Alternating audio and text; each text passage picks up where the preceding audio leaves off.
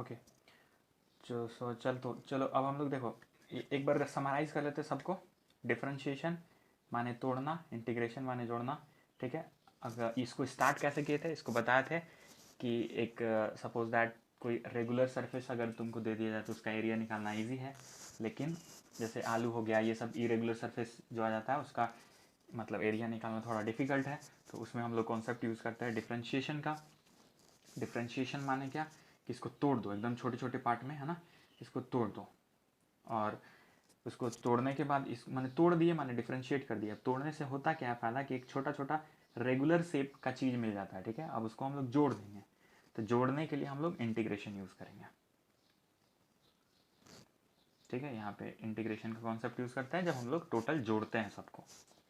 उसके बाद पढ़े थे कि फंक्शन क्या होता है। तो फंक्शन हम बताए थे कि फंक्शन क्या है, एक लाइक जूस का मशीन, है ना, जो डिपेंड करता है दो चीज़ पे। एक को बोलेंगे हम डिपेंडेंट वेरिएबल, एक होता है इंडिपेंडेंट वेरिएबल। डिपेंडेंट वेरिएबल है क्या, डिपेंडेंट वेरिएबल वो है जो डिपेंड करे, है ना। इंडिपेंडेंट जो किसी पे डिपेंड नहीं करे वो इंडिपेंडेंट है सबसे। यहाँ पे एग्जांपल लिए थे, इधर से ये हम जूस माने ये ईख डाल रहे हैं या फिर ऑरेंज डाल रहे हैं, जो भी डालना है जिसका जूस निकालना है, और इधर उसी का पर्टिकुलर जूस मिलेगा। अगर तुम इधर ईख डालो, गन्ना का जूस, या तुम ऑरेंज डालो, ठीक है, ऑरेंज का जूस, मतलब ये वाला पार्ट इंडिपेंडेंट है और ये वाला पार्ट डिपेंडेंट है, ठीक है। ये वाला डिपेंड कर रहा है और ये वाला इंडिपेंडेंट है। इसमें जो भी चीज़ डाल रहे हैं उसी का जूस मिल रहा है। ऐसा नहीं मिल रहा है कि यहाँ पे हम गन्ना डालें और इधर गन्ना का नहीं, इधर मेरा ऑरेंज का जूस है, ऐसा तो होगा नहीं, ठीक है। गन्ना डालें तो गन्ना, तो ये इंडिपेंडेंट है, ठीक है, और ये मेरा डिपेंडेंट है। उसके बाद हम लोग फंक्शन को एफ से डिनोट करते हैं, जैसे फंक्शन ऑफ साइन, है ना, तो sine x, function of sine x ऐसे बोलेंगे, फंक्शन ऑफ कॉस एक्स। तो ये सारे फंक्शन है। उसके बाद ये डिपेंडेंट वेरिएबल एक मैथ्स के टर्म में लिखे थे, जैसे y is equal to 2x+3, y is equal to 2x+3।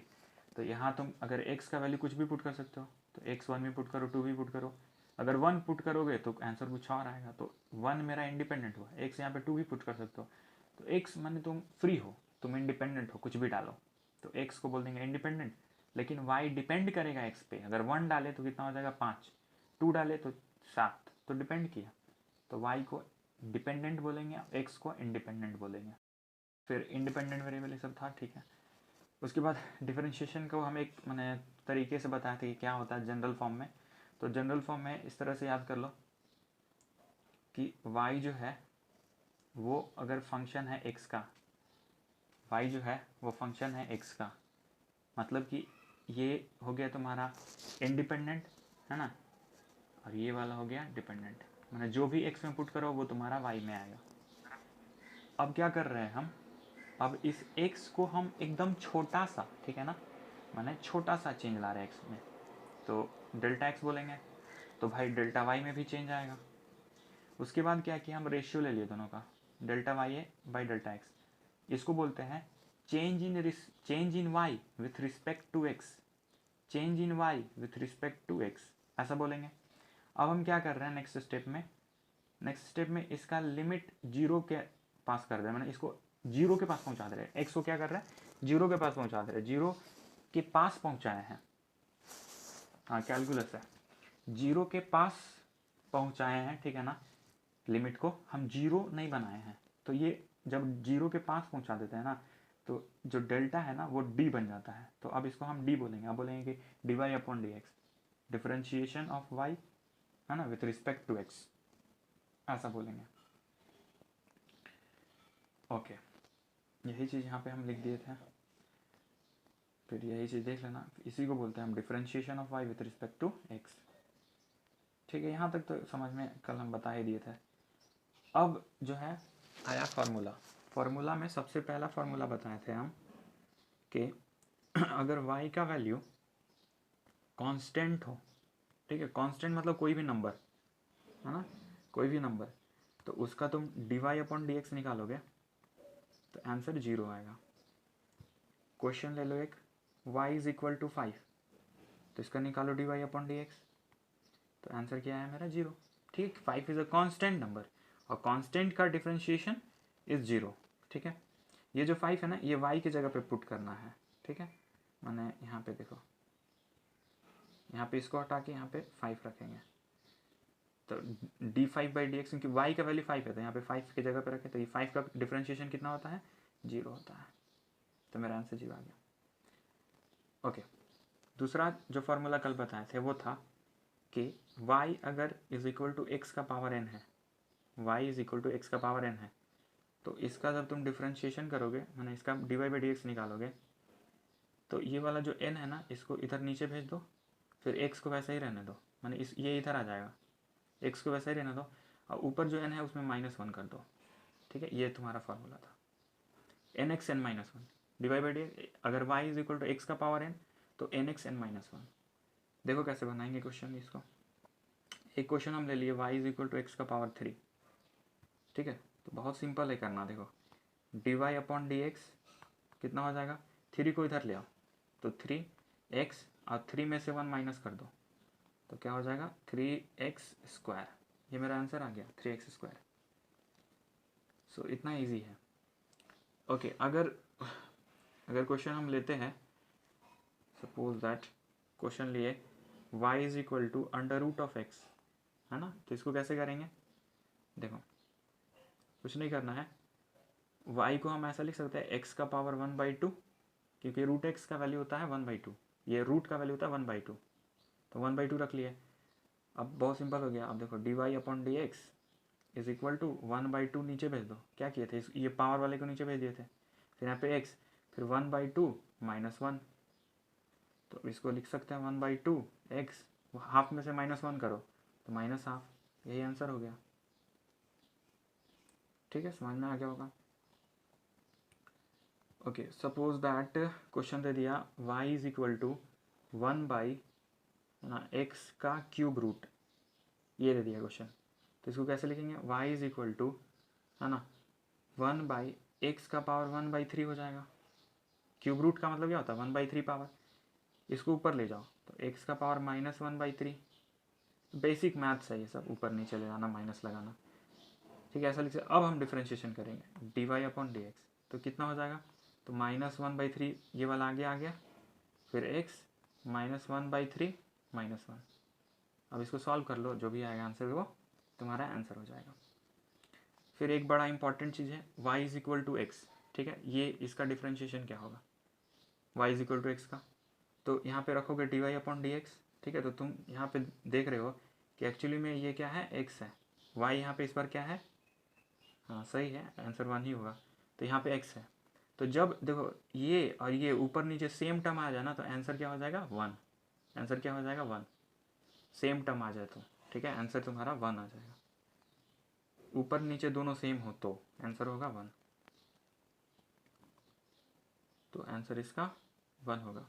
अब फार्मूला से भी प्रूव कर सकते हो उसको, जैसे क्या था, y is equal to x था, देखो फार्मूला जो बताए थे उसी से प्रूव करते हैं। तो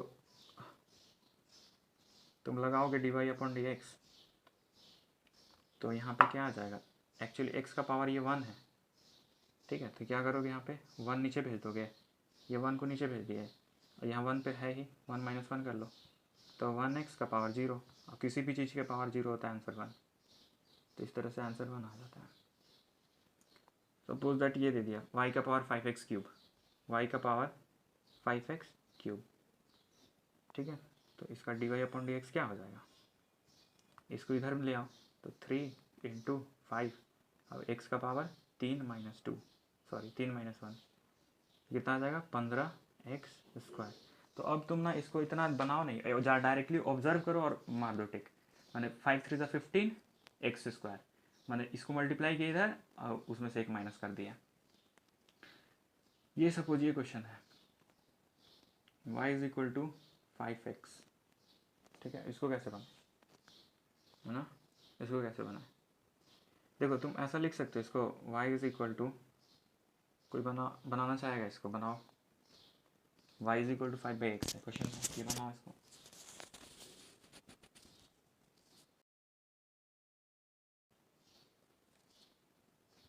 ओके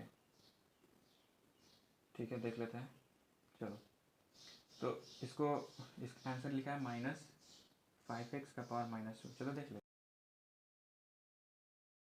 ओके, तो देखो y इज इक्वल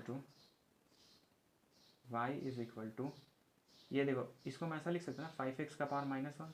1/x को क्या लिख सकते हैं, x का पावर -1, बिल्कुल लिख सकते हैं। अब देखो ये वाला -1 इधर ले आओ, तो -5 इंटू एक्स और -1 -1, ठीक है। तो -5 x का पावर -2, ठीक है, बिल्कुल सही आंसर है। जो भी आंसर किया था वो उसका बिल्कुल सही आंसर है, -5x का पावर -2 हुआ। चलो अब हम लोग यहाँ से आज का क्लास स्टार्ट होता है, ये कल तक बताए थे, ठीक है। आज का क्लास अभी से स्टार्ट हो रहा है। तो अभी फार्मूला और भी देखेंगे। तो जो नेक्स्ट फार्मूला है मेरा, अब ये थर्ड फार्मूला है, ठीक है। थर्ड फार्मूला है मेरा y का पावर, देखो y इज इक्वल टू ई का पावर x, ये मेरा फार्मूला है। y इज इक्वल टू ई का पावर x।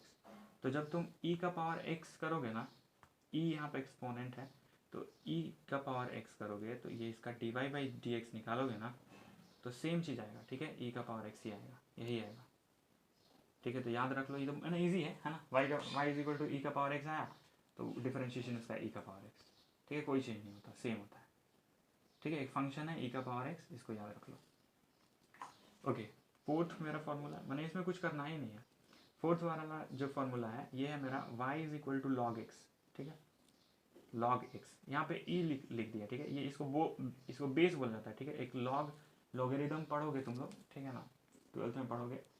और बेसिक है वो, जब केमिस्ट्री में यूज़ होता है तो उस टाइम टीचर पढ़ाते हैं, ठीक है। तो लॉग एक फंक्शन है, जिस तरह साइन है वैसे, जैसे अभी ex बताया वैसे ही लॉग एक फंक्शन है। तो इसके बारे में हम बताएंगे कभी जब यूज़ होगा। वैसे केमिस्ट्री में यूज़ होता है जब हम ये पढ़ाएंगे, क्या बोलते हैं, एक चैप्टर का नाम है रिवर्सिबल रिएक्शन वगैरह, उसमें पढ़ना रहता है। अभी ध्यान में आ नहीं रहा है क्या इसका।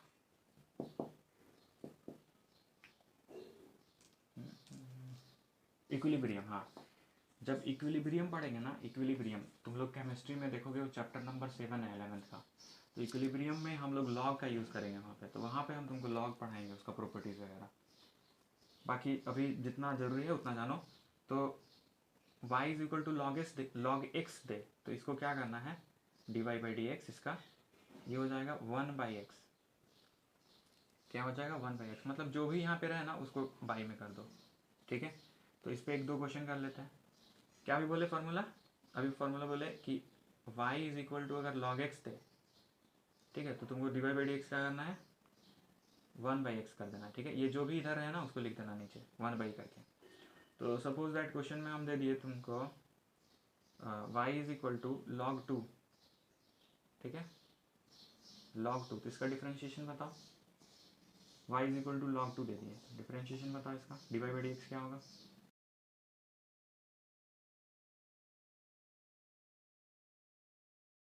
एकदम सही है, ठीक है, एकदम सही है।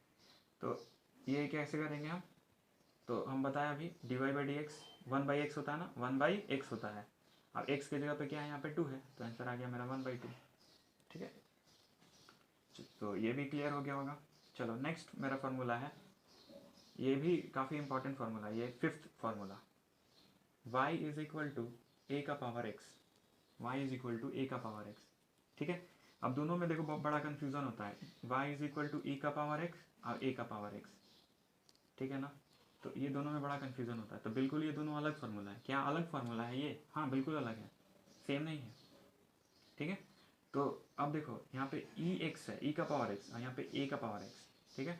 तो इसमें सेम लिख दिया जाता है, लेकिन इसमें थोड़ा सा डिफरेंस है, देखो क्या है। तो 1 ये रहे ना, y is equal to a का पावर x, तो इसका dy/dx हम लिखेंगे, इसका dy/dx लिखेंगे, देखो ax log a, ठीक है। ये बेस e लिख देते हैं यहाँ पे, तो ax log a याद रखना है, ax log a, जब भी log लिखना ना यहाँ पे छोटा सा बेस लिख देना e, तो ax log a, ये फॉर्मूला मेरा, ठीक है। ax लिख के और log a लगा दो उसमें, ax लिख के log a लगा दो, ठीक है, समझ में आया। और यहाँ पे a जो है ना, a क्या है, एक कांस्टेंट है, a क्या है यहाँ पे, कांस्टेंट है ना, कांस्टेंट है, एक कांस्टेंट मतलब नंबर भी हो सकता है, ठीक है, नंबर भी हो सकता है। ओके, इस पर भी एग्जाम्पल कर लेते हैं हम लोग। तो सपोज दैट क्वेश्चन दे दिया y इज इक्वल टू 2 का power x, y is equal to 2 का पावर x, ठीक है ना, ये मेरा क्वेश्चन है। अब इसका हम dy बाई डी एक्स निकालना है, मेरे को क्या निकालना है, dy अपॉन डी एक्स। तो देखो क्या था फॉर्मूला मेरा, देखो a कांस्टेंट a का पावर x, e का पावर x नहीं है, ये क्या है, e का पावर x है, सॉरी a का पावर x। अब a का पावर x है तो हम लोग कौन सा फॉर्मूला लगाएंगे, ax log a, ठीक है, याद करना थोड़ा सा मुश्किल है लेकिन 2-3 बार पढ़ोगे तो हो जाएगा, ax log a, यही ना फॉर्मूला होगा। चलो a क्या है यहाँ पे 2 है तो यहाँ पे 2x लिख दिए log, अब a क्या है यहाँ पे 2, तो ये आंसर हो गया, a 2x log 2, यही ना आंसर होगा। ओके ठीक है, समझ में आ गया होगा। चलो अब देखो एक और क्वेश्चन पूछते तुमसे, y इज इक्वल टू 3 का पावर x, और यही पूछ रहे थे, चल 4 का पावर x, ये बताओ।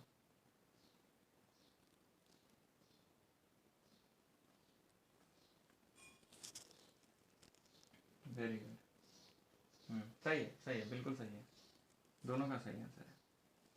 ठीक है, सब लोग अटेम्प्ट लो, ठीक है ना, सब लोग ट्राई करो। ओके, हो गया ये चीज़। अब हम लोग 6 नंबर फॉर्मूला पे चलते हैं, 6th नंबर पे, ठीक है। 6th नंबर फॉर्मूला क्या है, 6th नंबर फॉर्मूला है y is equal to sine x, ठीक है, y is equal to sine x.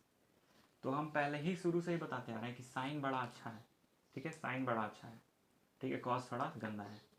तो साइन क्योंकि अच्छा है तो तुम साइन का कॉस लिख दो, ठीक है, साइन का डिफरेंशिएशन क्या होगा, कॉस हो जाएगा, d y by d x, change कर दो साइन का कॉस, ठीक है, लेकिन यहाँ पे साइन प्लस ही रखना क्योंकि साइन अच्छा है, ठीक है।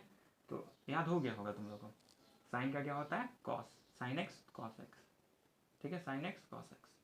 लेकिन y is equal to cos x है, ये मेरा नेक्स्ट फार्मूला है ना, ये फार्मूला नंबर 7 है, formula number 7, y is equal to cos x. तो हम लोग इसका जो डी वाई बाई एक्स निकालेंगे ना, तो इसमें भी पलट के लिख दो, कॉस का क्या लिख दोगे, साइन एक्स लिख दो, लेकिन कॉस क्योंकि गंदा है, नेगेटिव आदमी है, तो यहाँ पे माइनस लगा देंगे, ठीक है, ये भी याद हो गया, y is equal to minus sine x. तो y is equal to cos x के लिए d y by d x minus sine x, और y is equal to sine x के लिए cos x, d y by d x is equal to cos x. तो एक बार जल्दी से summarise करते हैं सबको, सारे फार्मूला को।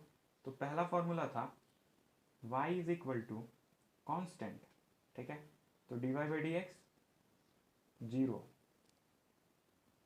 फिर था दूसरा y is equal to x का पावर n, तो इसका d y by d x था n x n माइनस 1।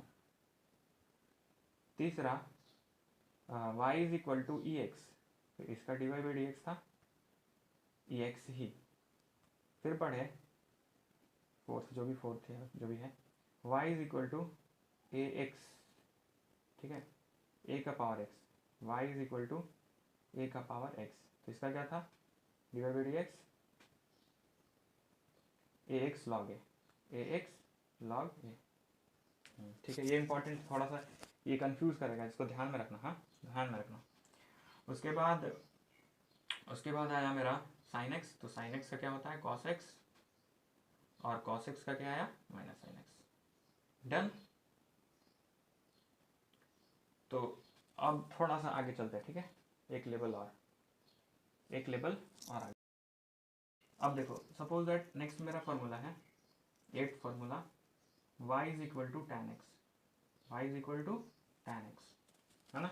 तो tan x का जो होता है ना, तो tan और sec एक जैसा रिलेटेड है, तो इसका d y by d x याद रख लो, sec square x, tan x का क्या होता है, sec स्क्वायर एक्स। और फॉर्मूला भी पढ़े थे 1 + tan square theta is equal to sec square theta, तो वहां से तुम इसको याद कर लो, d y by d x क्या हो जाए, sec स्क्वायर एक्स। तो ये भी क्लियर है।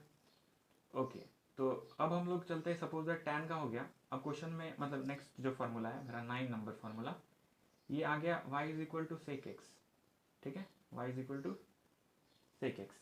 तो इसका क्या हो जाएगा, ठीक है, तो इसका जब d y by d x निकालोगे ना, तो क्या करो, sec x into tan x कर दो, ठीक है, sec x into tan x कर दो, दोनों को मल्टीप्लाई कर दो, क्योंकि सेक और टैन एक दूसरे से रिलेटेड है, तुम दोनों को मल्टीप्लाई कर दिया। टैन का फार्मूला होता है सेक स्क्वायर थीटा, तो यहाँ पे टेन का हो जाएगा sec square x, tan x का क्या हो जाएगा सेक स्क्वायर एक्स। लेकिन अगर सेक पूछ दिया कि सेक एक्स बताओ, तो दोनों को मल्टीप्लाई कर दो, क्योंकि सेक और टैन रिलेटेड है, तो सेक एक्स टैन एक्स, ठीक है। हाँ थोड़ा सा टाइम लगेगा। Okay 10 number, y is equal to cosec x. अब सपोज दैट कॉसेक एक्स दे दिया, ठीक है, कॉसेक एक्स। अब थोड़ा सा ध्यान देना ना कि यहाँ पे कॉस आ गया है, कॉसेक में भी कॉस है, सी ओ एस, स्पेस लिख ले रहे फिर से, y is equal to cosec, ठीक है। तो इसमें भी कॉस है, अगर देखो ध्यान से तो क्योंकि इसमें भी कॉस है, मतलब कि इसमें भी क्या लगेगा, माइनस लगेगा, समझ में आ रहा है, इसमें भी माइनस लगेगा।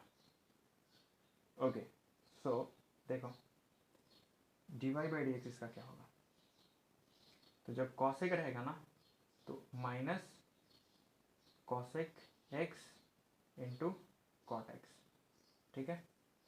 उसके बाद जो मेरा 11 नंबर फार्मूला है ये क्या है, y is equal to cot x. Actually ना इसको हमको पहले बताना चाहिए था, क्योंकि टैन और कॉट एक जैसा रिलेटेड है, ठीक है, तो हमको इसको पहले बताना चाहिए था, फिर कॉसेक वाला बताते हैं। तो बताओ कॉट में क्या पढ़े थे तुम लोग, 1 plus cot square theta is equal to cosec square theta पढ़े थे ना, कॉसेक स्क्वायर थीटा। तो जब कॉट बोले ना, हाँ तो कॉट बोले तो d y by d x क्या लिखोगे तुम, कॉसेक स्क्वायर थीटा, लेकिन कॉसेक में क्योंकि कॉस आ गया ना तो माइनस कॉसेक स्क्वायर थीटा लिखोगे, ठीक है, माइनस कॉसेक स्क्वायर माने एक्स, एक्स है तो एक्स लिख दो, ठीक है। तो कॉट से माइनस कॉसेक स्क्वायर एक्स, ठीक है। अगर कॉसेक दे दे तो कॉसेक कॉट एक्स, लेकिन माइनस लगा देना क्योंकि कॉस देखो इसमें इन्वॉल्व है, कॉस, तो कॉस नेगेटिव, ठीक है। अब एक बार जल्दी से ना चारों को रिवाइज करते हैं, ठीक है। तो देखो y is equal to tan x, तो टेन एक्स होता है इसका, टेन एक्स का क्या होता है, टेन एक्स का सेक स्क्वायर थीटा होता है, 1 plus tan square theta equal to sec square theta, तो divide by d x sec square x. फिर यहाँ पे फिर ये वाला कर लो, तो सेक एक्स अगर दे दे कभी तो सेक एक्स देगा तो क्या करेंगे, दोनों को मल्टीप्लाई कर देंगे, सेक एक्स टेन एक्स, ठीक है। उसके बाद इसको करो, तो तुम नोट्स बनाओगे ना तो थोड़ा इसको पहले लिखना, तो यहाँ पे ऐसे एरो दे दिए हम। तो कॉटेक्स का क्या लिखोगे, कॉटेक्स क्या होता है कॉसेक स्क्वायर थीटा, लेकिन क्योंकि कॉस आ रहा है इसमें तो माइनस कॉसेक स्क्वायर थीटा, ठीक है। अब इसके बाद इसको लिखना, तो कॉसेक आएगा कॉसेक एक्स, तो कॉसेक्स और कॉट दोनों एक जैसा रिलेटेड है, तो माइनस लगा करके मल्टीप्लाई कर दो, ठीक है। तो ये 11